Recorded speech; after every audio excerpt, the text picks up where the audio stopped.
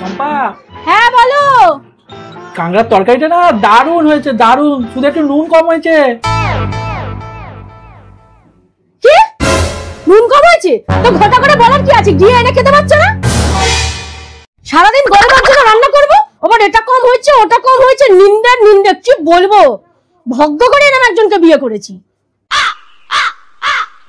ওই যে ওনার এক ছেলে অকম্মের ঢাকা কিছুই পারে না, খাওয়ানো দাওয়ানো চান করানো স্কুলে নিয়ে যাওয়া সব করবো, আবার ওনার গেলনের খাবারের আবার এইটা কম হবে শুনবো ওইটা কম হবে শুনবো। ভাগ্য করে জুটেছিল ভগবান, কেন যে তোমার মতন ছেলেকে বিয়ে করেছি ভগবানই জানে। देखा आपने लापरवाही का नतीजा।